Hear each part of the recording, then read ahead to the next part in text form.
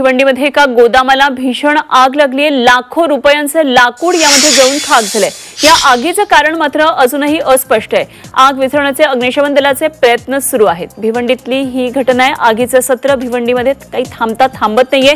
उष्णतेचा पारा तापलेला आहे। आगीच्या घटनांमुळे त्यामुळे सतत वाढ होताना दिसते। भिवंडी तालुक्यातल्या राहना ग्रामपंचायत हद्दीमध्ये मराठा पंजाब हॉटेलच्या मागे एक गोदाम आहे आणि या गोदामामध्ये भीषण आग लागली। यामध्ये लाखो रुपयांचं प्लायवूड जळून खाक झालंय। ही आग मात्र कशामुळे लागली हे अजूनही स्पष्ट झालेलं नाहीये।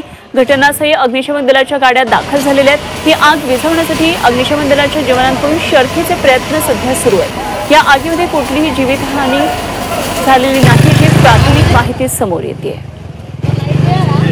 आमचे प्रतिनिधी उमेश जाधव सध्या या दुर्घटनेकडे लक्ष ठेवून थेट जाऊया आपण उमेशकडे। उमेश, भिवंडीमध्ये आगीचं सत्र सातत्यानं सुरू आहे। आणखी एक घटना आगीची घडली आहे। गोदामाला भीषण आग लागल्याचं कळतंय, काय नेमके तपशील आहे? भिवंडीमध्ये सध्या उष्णतेचा पारा तापला असताना अनेक घटना दररोज समोर येतात आगीच्या आणि आज ही घटना घडलेली राहणार ग्रामपंचायतीच्या हद्दीमध्ये।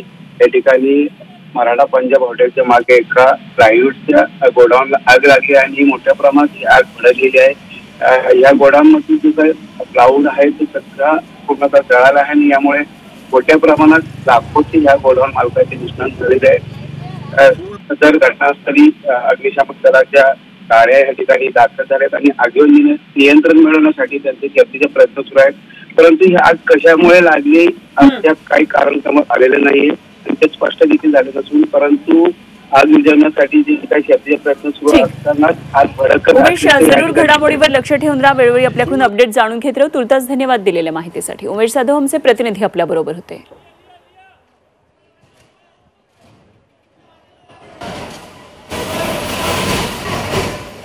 भिवंडीमधल्या आगीची दृश्य आपण पाहतोय। लाखो रुपयांचं नुकसान या आगीमध्ये झालंय। गोदामाला आग लागली आहे। संपूर्ण प्लायवूड लाकूड जळून खाक झालंय।